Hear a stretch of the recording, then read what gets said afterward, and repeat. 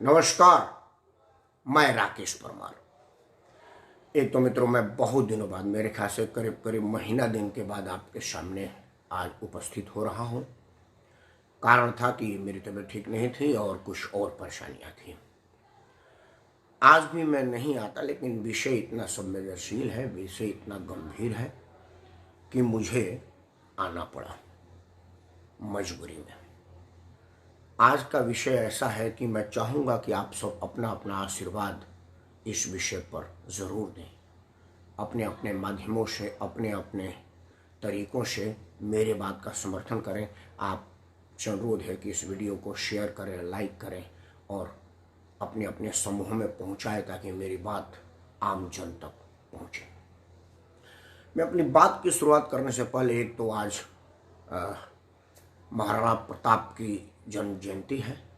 मैं आज राणा के श्री चरणों में अपना सादर प्रणाम निवेदित करता हूं और महाराणा प्रताप के उस त्याग, तपस्या और बलिदान का सत सत नमन करता हूं।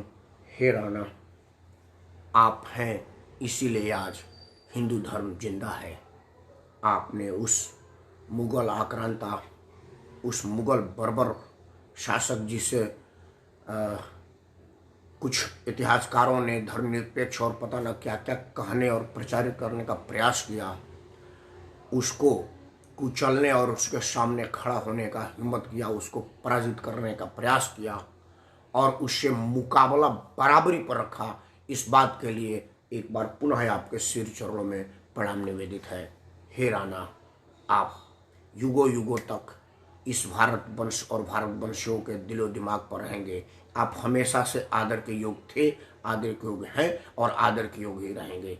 आपको सदा मित्रों, आज एक दिन और आज फेसबुक से पता चला, हालांकि हम जैसों के लिए तो आज कोई मातृ दिवस है नहीं, लेकिन पता चला कि आज मातृ दिवस है।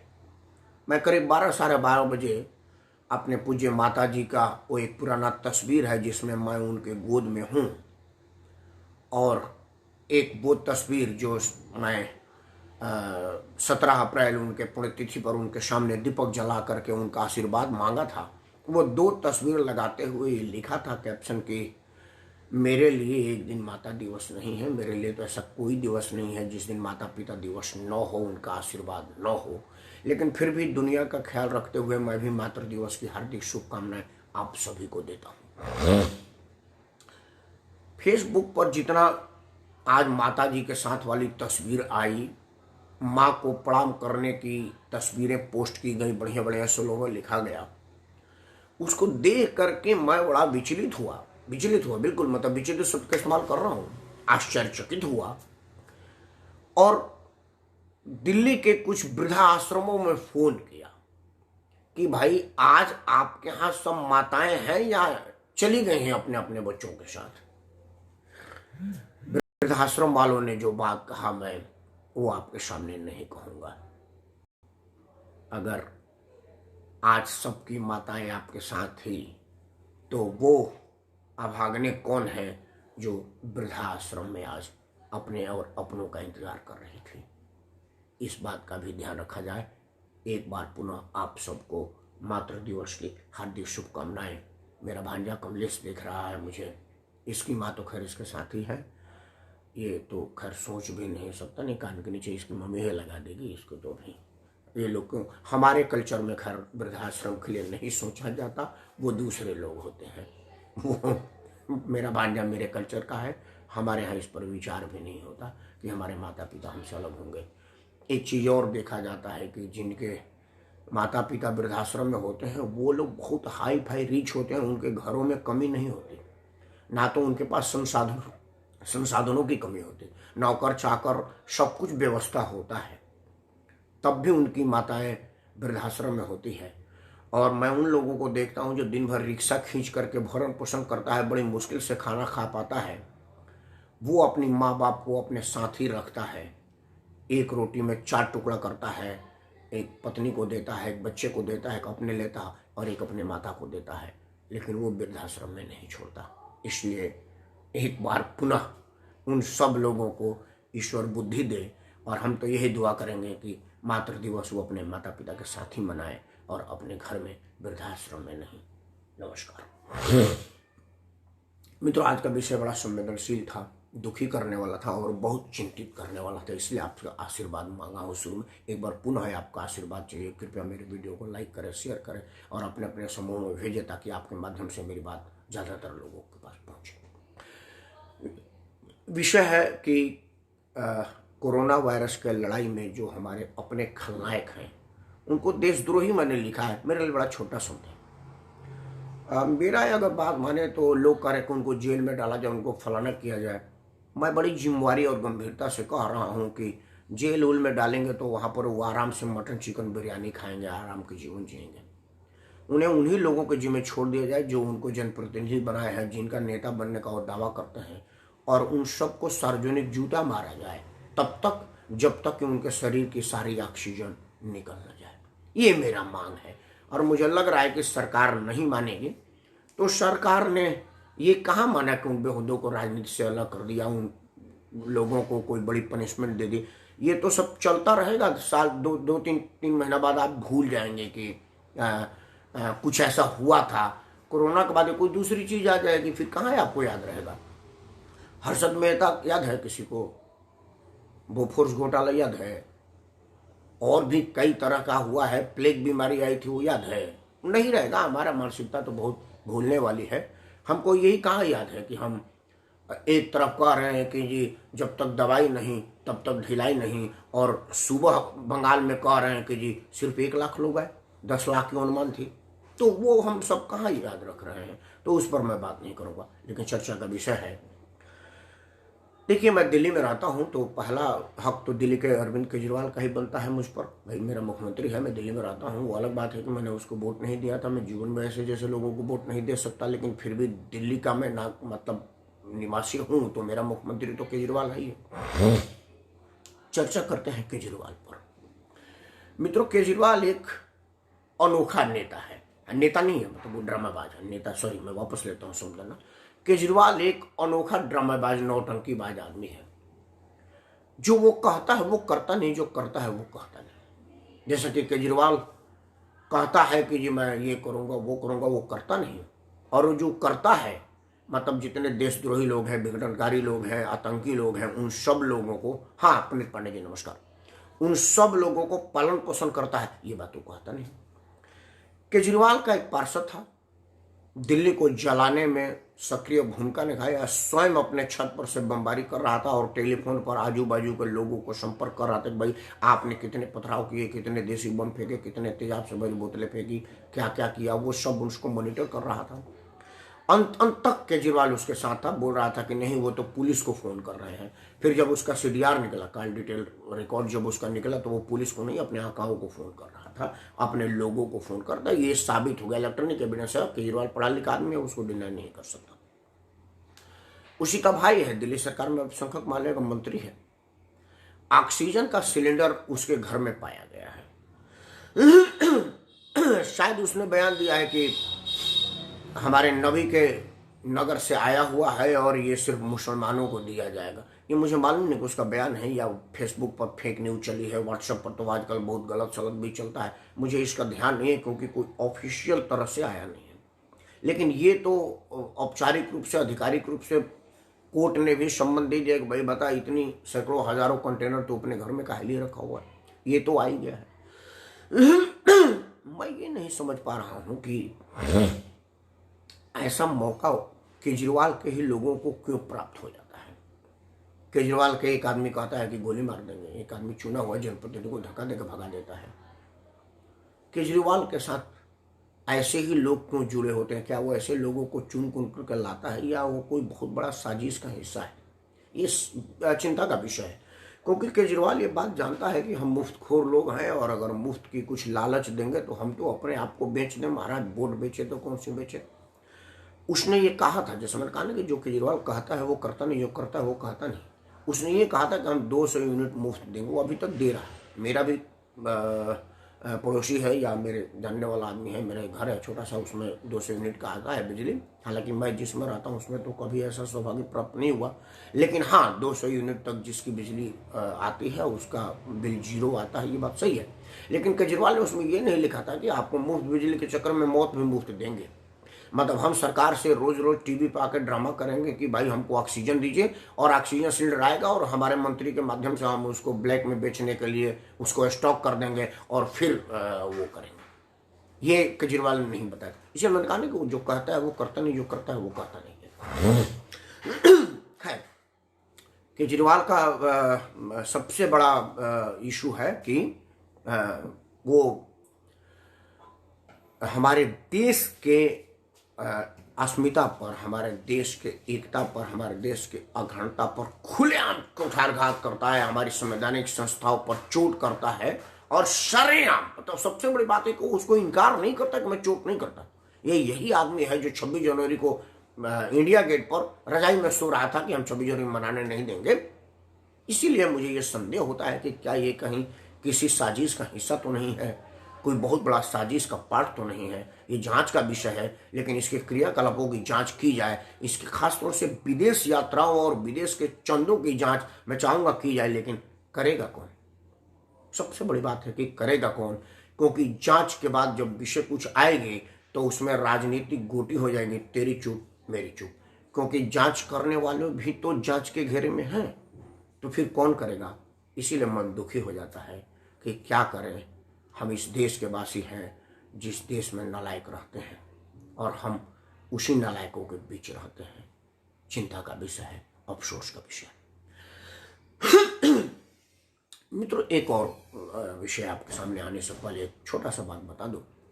आपको ध्यान होगा, आदरणीय अटल बिहारी वाजपेयी जी की सरकार थी और हमारे देश के कुछ राजनेताओं ने, देश के अटल जी के विरोधियों ने या देश विरोधियों ने प्याज की स्टॉक कर लिया था, और अटल जी की सरकार प्याज का आंसू रो करके चली गई।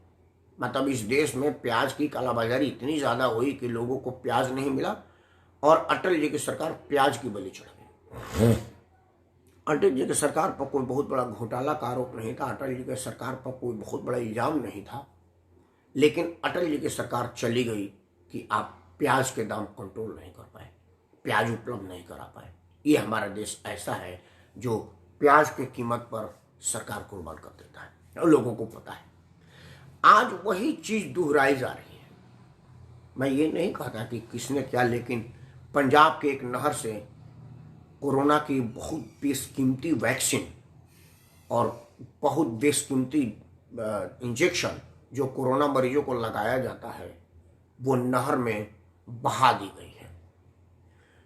कि वो जो बड़े बड़े कंटेनरों में होगा, वो जो नीचे डूब गया उसको तो अभी तक गिनती नहीं की गई है, लेकिन जो ऊपर तैर रहा था वो भी सैकड़ों हजारों में था।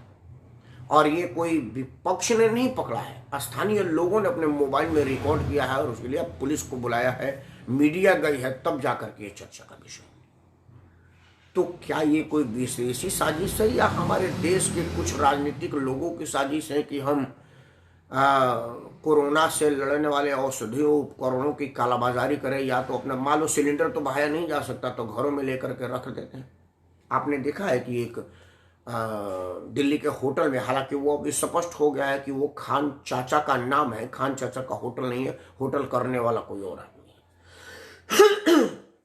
ये मैं स्पष्ट कर दूं क्योंकि कई बार व्हाट्सएप और फेसबुक पर आ रहा है कि देश का मुसलमान गद्दार है, खान के रेस्टोरेंट में पाएगा नहीं।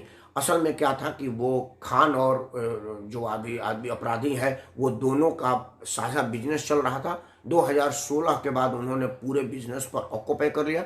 चूंकि खान चाचा एक बढ़िया ब्रांड था उस इलाके का, इस वजह से उसने ब्रांड नहीं बदला, नाम खान चाचा रह गए, लेकिन खान चाचा और खान चाचा का परिवार का उस होटल से कोई लेना देना नहीं है। वो दूसरे लोग हैं जो उसको चला रहे हैं। जांच का विषय है, इसलिए मैं नाम नहीं रख रहा हूं, हालांकि मीडिया पे ये नाम आ गया है। अब एक देखिए, वो उस आदमी का एक राजनीतिक पार्टी से संबंध उजागर हो चुका है, वो सारा देखा जा चुका है। तो क्या वो एक कपटी व्यवसायी है या कोई राजनीति का हिस्सा है, राजनीतिकर्ताओं का साजिश है? ये बात चिंता का विषय है, ये बात सोचने का विषय है कि कहीं उसका उद्देश्य ये था कि हम कालाबाजारी करके सिलेंडर्स और कंसंट्रेटर वगैरह या और जो औषधियाँ और जो भी रिलेटिव उपकरण और औषधि होंगी उनका स्टॉकेज करें और जब मार्केट में बिल्कुल हाहाकार मच जाए तो हम अपनी मुँहमांगी कीमत बेचें। क्योंकि हम लोग सुन ही रहे हैं कि 5,000 की दवा 5 लाख रुपया में खुलेआम बिक रही है। अब वो ना तो किसी को पुलिस का डर है, ना ही कोई जांच एजेंसी का डर है। अस्पतालों में बिक रही है, बाहर नहीं, अस्पताल में बेड पर हॉस्पिटल वाला कह रहा है कि ये दवाई 5 लाख में मिलेगी, आपको चाहिए तो बोले, नहीं तो मरिए बेड पर। ये ऐसा अब सब आ गया है। मैं कोई माइक्रो साइंस का विषय नहीं कर रहा हूँ कि सिर्फ मेरे को पता है और सीबीआई वालों ने मेरे को कहा, नहीं, ये सब समाचार में आ गया है, चैनलों पर आ गया है, ऑफिशियली आ गया है। मतलब फेसबुक की फेक न्यूज नहीं मैं बता रहा हूँ, व्हाट्सएप की मनगढ़ंत कहानी नहीं बता रहा हूँ, ये समाचार चैनलों में आ गया है कि अस्पतालों में इस तरह का हो रहा है, वो भी बड़े बड़े अस्पतालों में। देश को फेल करने का कोरोना के विरुद्ध लड़ाई में हम सबको परेशान करके वर्तमान सरकार को झुकाने का, बदनाम कराने का साजिश है या अनुचित व्यवसाय, ये आप सोचें। मुझे तो ये राजनीतिक साजिश लग रही है। क्योंकि अगर वो जो स्टॉकिस्ट करने वाले लोगों पर ध्यान दिया जाए तो वो सब के सब, हाँ अभिषेक शुभ आशीर्वाद, वो सब किसी न किसी राजनीतिक गतिविधि में शामिल है, किसी न किसी राजनीतिक पार्टी से संबंध है। एक तो दिल्ली सरकार में मंत्री ही है, वो तो संविधान का शपथ लिया हुआ है कि मैं फलाना आदमी भारतीय संविधान की शपथ लेता हूं कि विधि द्वारा स्थापित संघ के मंत्री के रूप में अपने जिम्मेदारियों का पूर्ण अक्षरशः से पालन करूंगा। साथ में उसने गोपनीयता का भी शपथ लिया हुआ है। तो भारत का संविधान का शपथ लेकर के संविधान विरोधी काम कर रहा है, तो ये एक राजनीतिक साजिश का हिस्सा ही मुझे लग रहा है। तो क्या मोदी के विरुद्ध कुछ भी न मिलने की खींच है, जिसमें आम आदमी को जान कुर्बान किया जा रहा है कि जितनी दवाइयाँ आ रही हैं वो सब अपने घरों में छुपा दो, जो इंस्ट्रूमेंट्स आ रहे हैं, ऑक्सीजन सिलेंडर वगैरह और बहुत कुछ, कितना नाम रखूँ मैं, उन सबको अपने अपने फार्म हाउसों में दुबका कर रख दो और लोगों में हाहाकार मच जाएगी। तो आज देखिए स्थिति फेसबुक और व्हाट्सएप पे आप देखिए या आम जन में देखिए, तो कई लोग अब मोदी के विरुद्ध सोचना शुरू कर दिया है। वो कह रहे हैं कि यार मोदी फेल हो रहे हैं। राजनीतिक साजिश यही है कि लोग कहें कि मोदी फेल हो रहे हैं, फेल होते हुए प्रतीत हो रहे हैं, इसका मानिए वो जीत गए। हम सब लोग जो ये बात समझते हैं, जानते हैं, हमें चाहिए कि इस बात को अपने अपने माध्यमों से पहुंचाएं। जैसे मैं फेसबुक माध्यम से कर रहा हूँ, आप सब भी अपने अपने माध्यमों से करें, ट्विटर करें, वो करें, और कुछ नहीं तो मेरे इस वीडियो को लाइक और शेयर करें, अच्छे अच्छे समूहों में डालें, ताकि आपकी बात, हमारा बात आपके माध्यम से जाए और ये बात जन जन तक पहुँचे, ताकि जन जागरण मजबूत हो और लोग जाने कि असल में खेल क्या है। भारत की सरकार ने व्यवस्था सारा किया हुआ है, लेकिन ये राजनीतिक द्वेष और देशद्रोही इसको फेल करने का प्रयास कर रहे हैं। अभिषेक ने लिखा, मैं चाहता हूँ पढ़ो, कुछ मार्गदर्शन ही होगा। अभिषेक ने लिखा कि बंगाल हिंसा पे मोदी सरकार मौन क्यों है, क्या काम खत्म हो गया, अब कार्यकर्ता का मान सम्मान और जान में भाजपा का कोई सरोकार नहीं। अभिषेक जानकारी दुरुस्त करो। बंगाल हिंसा में सबसे पहले राजनीतिक गतिविधि की जानो कि भारतीय जनता पार्टी के राष्ट्रीय अध्यक्ष मिस्टर नड्डा स्वयं गए थे अपने कार्यकर्ताओं का मनोबल बढ़ाने के लिए। भारत सरकार ने गृह मंत्रालय की एक टीम गवर्नर हाउस में भेजा है, जिसमें मुख्यमंत्री को तलब किया गया है और वो जो प्रशासनिक एक्शन होता है वो सब लिया जा रहा है। ये गांव का मामला तो नहीं है ना कि उनके घर से झगड़ा हुआ है तो ला जाकर उनके सर पे लठ मार दें। ये कानूनी प्रक्रिया है और संविधान के दायरे में ही किया जा सकता है। ममता बनर्जी भी आज के तारीख में चुनी हुई जनप्रतिनिधि है, हम उसको लठ तो नहीं मार सकते ना। हम उसको कह सकते हैं, राज्यपाल ने शपथ लेने के तुरंत बाद कहा कि रूल ऑफ लॉ स्थापित होना चाहिए और ममता बनर्जी ने उसका रिप्लाई भी दिया कि हमारा रूल ऑफ लॉ का हमारा कोई योगदान नहीं है, क्योंकि चुनाव आयोग ने सारे अधिकारियों का तबादला कर दिया था। अब मैं उसको रिस्टोर कर रही हूँ और देखिए स्थिति को नियंत्रण में ले आऊंगी। तो ममता बनर्जी अपनी राजनीतिक चाल चल रही है, क्योंकि उसको हिंदू विरोध का राजनीति करना है। 2 4 10 20 50 100 हिंदुओं को कटवाएगी, तभी जाकर के उसका मुस्लिम वोट मजबूत होगा। क्योंकि ममता बनर्जी अब पूरे देश पर नजर है, नेता विपक्ष बनने का, मोदी का विकल्प बनने का प्रयास कर रही है और हमारे देश में मुसलमानों को ये मैसेज दे रही है कि देखिए मैं हिंदुओं को तुम्हारे हितों के लिए कटवा रही हूँ ताकि मुसलमान रहो। ये साजिश उत्तर प्रदेश में माननीय मुलायम सिंह यादव के जमाने में भी हो चुका था। जब निहत्थे कार सेवकों पर मुलायम सिंह ने गोली चलवा दी थी, तब से उनका नाम मुल्ला मुलायम हो गया था और मुसलमान किसी भी मुस्लिम नेता से ज्यादा मुलायम सिंह पर भरोसा करता था। तब तक जब तक वो कल्याण सिंह के साथ मिल करके राजनीतिक पार्टी में चुनाव नहीं लड़ गए, तब तक मुलायम सिंह एक छत्र मुसलमानों के प्रिय थे, क्योंकि मुसलमान को कुछ नहीं चाहिए। मुसलमान के हित के ऊपर आप हिंदू को मारे पीटे गोली मारे, उनके हितों की अनदेखी करें, उनके मांग को दबाएं, मुसलमान आपके साथ होगा। ममता बनर्जी यही कर रही है। नरेंद्र मोदी भी अपनी प्रशासनिक एक्शन ले रहे हैं। राष्ट्रपति शासन अगर आज लगा दिया जाएगा तो ममता बनर्जी पूरे देश में और देश का विपक्ष अभी जो नरेंद्र मोदी के विरुद्ध इकट्ठा हुआ है वो सब सड़कों पर आ जाएंगे। और नरेंद्र मोदी नहीं चाहते कि कोरोना महामारी में लोग विद्रोह के नाम पर बाहर आए और कोरोना फैले। एक दरगाह में लॉकडाउन लगा रहे हैं और हम किसी राजनीतिक विरोध को मौका देना नहीं चाह रहे हैं। इसी वजह से नरेंद्र मोदी के हाथ फंसा हुआ है। वो देशभक्त आदमी हैं और लोगों की जान माल की सुरक्षा को मद्देनजर रखते हुए ऐसा कर रहे हैं। तुमने सुना होगा पी चिदम्बरम ने कहा था कि कोरोना विस्फोट की असफलता के लिए लोगों को सड़क पर आ जाना चाहिए। मतलब ये सीधा सीधा देश में कोरोना विस्फोट कराने का साजिश था जो चिदम्बरम ने किया था कि लोग सड़कों पर आकर विरोध करें ताकि कोरोना फैले। ये बात आप तुम समझ लो, इस वजह से नहीं हुआ था। दूसरा लेकर राष्ट्रपति शासन, अरे यही तो मैं बता रहा हूँ अभी, मैंने बताया और तुमने बाद में लिख दिया।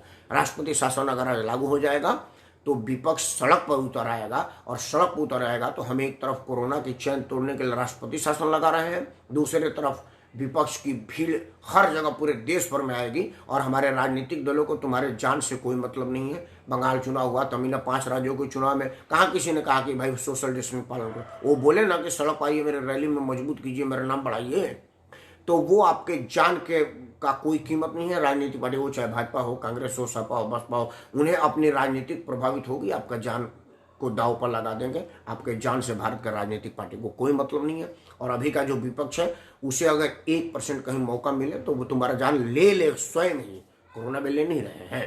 खैर, विषय आज कोरोना पर था और देशद्रोहियों पर था, कोरोना के वायरस में लड़ने वाले खलनायकों पर था, उसी पर केंद्रित करते हैं। मित्रों, एक चीज बड़ा सुनने में आ रहा है, देखने में आ रहा है, कालाबाजारी का स्कोप एक यहाँ भी है। मैं चाहता हूं उस पर भी आपका राय लूं, आपके सामने अपनी बात रखूं। अगर आपको सहमत है तो अपना आशीर्वाद दीजिएगा। आप सुनते होंगे गुरुद्वारे से सिलेंडर बांटी जा रही है, फलाने से सिलेंडर बांटी जा रही है, फलाना वाले गुरुद्वारे में सिलेंडर का लंगर लगाया गया है, आप खाली सिलेंडर लाइए, भरवा के ले जाइए। कई स्वयंसेवी संस्थाओं ने फेसबुक व्हाट्सएप पर अपना नंबर डाला है कि ये नंबर है, आपके पास सिलेंडर नहीं तो आप आकर के सिलेंडर ले जाइए। मैं नहीं कहता कि ये उचित है मुझे, बट मेरे निजी राय में ये गलत है, क्योंकि यहीं ब्लैकमेलिंग का होता है, यहीं पर चोरी का मिलता है। मैं गुरुद्वारों पर चोरी का इल्जाम नहीं लगा रहा हूँ, गुरुद्वारे बिल्कुल ठीक काम कर रहे हैं, गुरुद्वारों ने बड़ा पाक काम किया, उनका बहुत बहुत धन्यवाद है कि वो गरीब लोगों को मुफ्त में सिलेंडर दे रहे हैं, कोई चार्ज नहीं कर रहे। लेकिन उसी के आड़ में ये केजरीवाल का मंत्री भी तो सिलेंडर लेकर के घर में रख लिया ना। उसी के आड़ में वो खान चाचा के रेस्टोरेंट में सिलेंडर जब्त हो गया था ना, क्योंकि सिलेंडर लेके जाते वक्त पुलिस पूछे कि कहाँ ले जा रहा है, बोला मैं लोगों को मुफ्त में बांटने जा रहा हूँ, और ले जाकर के उसने फार्म हाउस पर रख लिया। मतलब स्कोप बन रहा है ना सिलेंडर चोरी करने का। जिस तरह से आप अफीम लेकर नहीं जा सकते, जिस तरह से आप अवैध हथियार लेकर नहीं जा सकते, पुलिस पकड़ी कहाँ से, इधर भाई तमंचा का तो लाइसेंस है नहीं, तू कहाँ से लेके जा रहा है, तो आदमी तमंचे को चोरी से लेके जाता है। वो तब बल्क मात्रा में नहीं ले जाता, 1-2 तमंचा एक बार में लेके जाता है, किसी में चीज में छुपा के। लेकिन जब ओपन हो जाएगा, सब आलू की बोरी आदमी सर पे लेके जाता है, बड़ा ज्यादा अब तो गाड़ी में लेके जाता है, क्योंकि उस पर रोक नहीं है। आपने कोरोना वायरस के विरुद्ध लड़ाई में इस्तेमाल होने वाले सामग्रियों को आलू के मंडी की तरह से ओपन कर दिया है।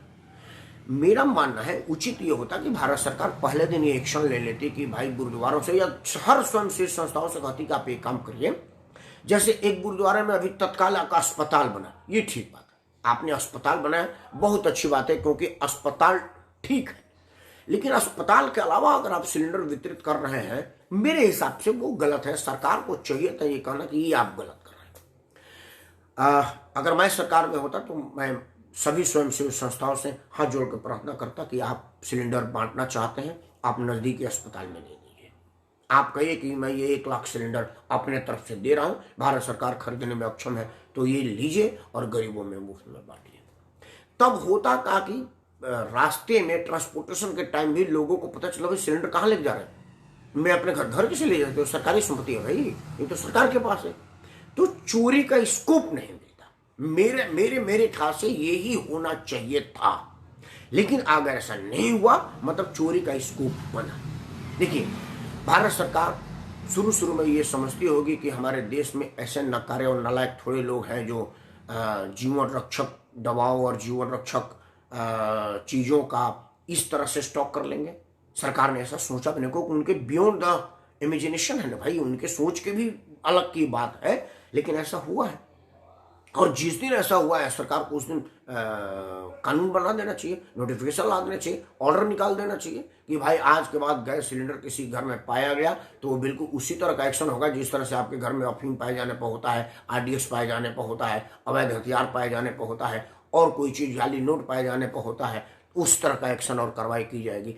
तुरंत आपको 24 घंटा 2 दिन का मौका दिया जा रहा है कि आपके पास अगर कोरोना वायरस के लड़ाई की कोई इंस्ट्रूमेंट है, कोई चीज़ है, तो आप तुरंत नज़दीकी के अस्पतालों में जमा कराएं, या आप बताएं, हम आपके यहाँ से उठा करके अस्पताल में पहुंचा देंगे। तो मेरे ख्याल से इस तरह का स्कोप नहीं बनता कि लोग गुरुद्वारों में मुफ्त में आ रहे हैं। मैं फिर से एक बार कह रहा हूँ कि गुरुद्वारे बहुत सराहनीय काम कर रहे हैं, लेकिन गुरुद्वारे के आड़ में ये देशद्रोही भी तो अपना काम कर रहे हैं, ये लोग भी तो अपना काम कर रहे हैं। ये स्कोप दिया गया है, सरकार ने मौका दिया तभी तो कर रहे हैं। मेरे ख्याल से ऐसा नहीं होना चाहिए था, तब जा करके ये बात बनती कि कोई इस मौका ही नहीं होता। मित्रों, हाँ, श्रीकांत भाई ने लिखा है, मैं चाहता हूँ कि उनकी बात पढ़ दूँ। श्रीकांत भाई लिख रहे हैं कि भैया खान चाचा के रेस्टोरेंट में ऑक्सीजन सिलेंडर नहीं बल्कि ऑक्सीजन, हाँ नहीं, सिलेंडर भी मिला बाबू, सिलेंडर भी मिला है। एक बार रिवाइज कर लो, कंसंट्रेटर के साथ साथ सिलेंडर भी मिला है। आज काउंटिंग भी हो गई है कि 900 के कितना सिलेंडर एक वाले में मिला है, फिर दूसरे वाले में मिला है, उसके छतरपुर वाले फार्म हाउस में से भी मिला हुआ है। कंसंट्रेटर के साथ साथ सिलेंडर भी मिला हुआ है। ये मैं बिल्कुल जिम्मेवारी, कंसंट्रेटर तो बहुत बल्क में है, वो तो हजारों में है। सिलेंडर भी पाया गया है, वो तो टीवी पर भी चल रहा था। आज मैंने आज तक पर देखा वो उसका पूरा अरविंद ओझा का कार्यक्रम था। अरविंद ओझा का जन्मदिन था, मैं उनको बधाई भी दिया था। अरविंद ओझा का कार्यक्रम था जो वो खान चाचा के रेस्टोरेंट में दिखाए गए थे, उसमें सिलेंडर भी था। मतलब सिर्फ कंसंट्रेटर नहीं था, सिलेंडर भी था। एनीवे, मेरा ये कहना है, मैं देखिए वीडियो लंबा होगा तो लोगों को बाद में देखने में दिक्कत होगी, क्योंकि लोग इतना देर तक देख नहीं पाते। दो बात, पहली बात, मुझे लग रहा है कि भारत के लोकप्रिय प्रधानमंत्री नरेंद्र मोदी की लोकप्रियता से दुखी होकर के हमारा देश के देश विरोधी लोग मोदी को फेल करने के लिए कोरोना वायरस जैसे महामारी में कोरोना वायरस के विरुद्ध लड़ाई में इस्तेमाल होने वाले सामग्री जैसे कंसंट्रेटर हो, सिलेंडर हो, ऑक्सीजन मापने वाली मशीन हो, दवाइयाँ हो, इंजेक्शंस हो, टीका हो, उसका स्टॉक करके और सरकार को फेल करना चाह रही है ताकि महामारी हो, मौतें बढ़ें और मोदी का बदनामी हो और मोदी के विरुद्ध हवा बने। एक तो ये है। दूसरा, अनुचित और अनैतिक व्यापार भी इसमें 1% हिस्सा हो सकता है। लोगों को लग रहा है कि मैं विदेशों से सिलेंडर सीधे मंगा करके अपने घरों में रख लूँ, और जब देखूं कि बिल्कुल महामारी निकल गई है, मरता क्या न करता। अब मान लीजिए किसी का जान है और बोलेंगे कि भैया 1 लाख रुपया में 1 रुपये वाली चीज़ मिल रही है, वो कहेगा यार जान है तो जान है, जिएंगे तो फिर लाख रुपया कमा लेंगे, क्योंकि मेरे से ज़्यादा लाख रुपया कीमत नहीं है। ये हर आदमी सोचता है। जिसके घर में लाख रुपया नहीं है वो भी कहता है कि भाई गहना गुड़िया ये सब बेच बाच करो, खेत घर द्वार बेचो और जल्दी से लाख रुपये का इंतजाम करो, जल्दी से ये फलाना वाला इस्तेमाल हो, क्योंकि इसी से मेरे बेटे का, भाई का, माँ का, बाप का जान बचेगा। तो ये करने के होगा तो एक अनुचित व्यापार भी होगा। राजनीतिक विरोध में तो राजनीतिक लड़ाई लड़ेंगे नरेंद्र मोदी, वो सक्षम आदमी है, वो ज़रूर इस विषय में सोच रहे होंगे।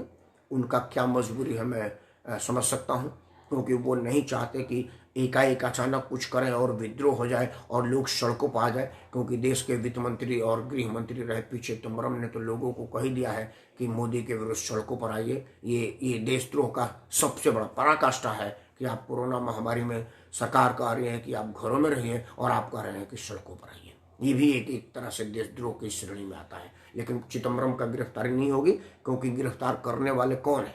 वो सब एक ही लोग हैं, चोर चोर मोसरे भाई। और दूसरा, सरकार के अपने नीतियों में परिवर्तन करना पड़ेगा, क्योंकि अगर सरकार अपनी नीतियों में परिवर्तन करे तो कहे कि भाई विदेश से कोई आदमी सीधा नहीं मंगा सकता, अगर किसी को व्यापार करना हो आप विदेश से मंगाइए और सरकार को बेचिए, सरकार आपको पैसा देगी। अगर आप मुफ्त में लोगों को बांटना चाहते हैं तो आप कहीं से भी लाइए और अस्पताल में दे दीजिए, आप अपने नज़दीकी हॉस्पिटल में दे दीजिए। आप वहाँ नहीं पहुँचाना चाहते हैं, आप सरकार को सूचना कीजिए कि मैं 1000 सिलेंडर मुफ्त में बांटना चाहता हूँ, और आराम से सरकारी प्रतिनिधि को देते हुए फ़ोटो खिंचवाइए, क्योंकि आपको अपना फ़ोटो ही वीडियो पर व्हाट्सएप पे चलवाना है, अपने क्षेत्र में बताना है कि मैं मुफ्त में बांट रहा हूँ। क्योंकि आखिर मुफ्त में सिलेंडर बांटने की फेसबुक व्हाट्सएप मीडिया पर विज्ञापन आप कर ही रहे हैं, तो उसको भी विज्ञापन करिए। और बढ़िया विज्ञापन होगा कि सरकारी अधिकारी आपके सामने होगा, वो उसको रिसीव कर रहा होगा, आपका फोटो की वैल्यू और बढ़ जाएगी। क्योंकि मैं मान लो श्रीकांत भाई को सिलेंडर दे रहा हूँ वो फोटो, और मैं नरेंद्र मोदी को सिलेंडर दे रहा हूँ, दोनों फोटो की वैल्यू है ना भाई। नरेंद्र मोदी को सिलेंडर देता हुआ फोटो ज्यादा लोगों, नरेंद्र मोदी चमकदार चेहरा है, तो वो अच्छा है ना। अगर मेरे को कोई मौका मिले कि मैं मुफ्त में सिलेंडर दे रहा हूँ और नरेंद्र मोदी रिसीव करने आ रहे हैं, तो मेरा फोटो का वैल्यू बढ़ जाएगी, उसका रेट बढ़ जाएगा। तो आप इस तरह से करें, सरकारों को तुरंत इस विषय पर सोचना पड़ेगा। अंत में एक बात और गंभीर, अब एक बहुत बड़ा चर्चा हो जाए कि आदर पूनावाला लंदन चला गया है और वो कुछ लोगों के दबाव में गया हुआ है। एक खबर मुझे कोई आश्चर्य में नहीं डाली, मैं बहुत परेशान नहीं हुआ। वो अब तक जिंदा क्यों है, मैं इस बात पर परेशान हूँ। ईश्वर पूनावाला के जीवन को बहुत लंबा दे, बड़ा जिम्मेवार आदमी है, उस पर भी बहुत दबाव है, लेकिन इस तरह का आदमी इतना बड़ा काम किया है और हमारे देश के लोग अभी तक उसको जिंदा रखे हैं, ये बड़ा चिंता का विषय है। क्योंकि कितने साइंटिस्ट, कितने लोग कहाँ चले गए ये हम सब जानते हैं। आदर पूनावाला के जीवन की रक्षा हो, भगवान रक्षा करे उसको। लंदन में है तो क्या है, लेकिन काम वो भारत में करे, बिजनेस भारत में करे, यहीं के लोगों का फायदा करे। बीइंग ए भारतीय हम यही चाहेंगे। इन्हीं शब्दों के साथ मैं राकेश कुमार ईश्वर से प्रार्थना करता हूँ कि कोरोना हारेगा और हम जीतेंगे। मनोबल बढ़ाइए, क्योंकि इम्यूनिटी आपके अंदर है और अंदर के आत्मबल से बढ़ता है, उसमें दवाइयों का कोई रोल नहीं है। ऑक्सीजन आपके शरीर में है और आपके आत्मबल से वो बढ़ता है, दवाई का उसमें बहुत कम रोल है। इस तरह से आप अपनों के साथ खुश रहिए, मित्रों से बातचीत करते रहिए, फोन जरूर एक आध बार अपने को करिए, उनका हाल चाल लेते रहिए कि आप कैसे हैं, इससे भी इम्यूनिटी बढ़ता है। मित्रों, एक बार पुनः देशद्रोहियों, देश विद्रोहियों और राजनीतिक कुचक्र में देश का नुकसान करने, लोगों की जान लेने वालों पर हत्या जैसा अपराध साबित होता है। मेरे नज़र में कोर्ट क्या करेगी मुझे नहीं मालूम है। इन्हीं तो उन पर वो हत्यारे हैं, आप उनको चिन्हित करिए और उनसे परहेज करिए, उनसे अलग रहिए, बाकी काम कानून के जिम्मे छोड़ दीजिए। इन्हीं सब दुआओं के साथ एक बार पुनः आप सब निरोग रहें, आपके घर में कोरोना आए नहीं, और कोरोना से हम सब जीतेंगे, एक दिन जरूर जीतेंगे। मैं राकेश कुमार आप सबको सलाम, धन्यवाद।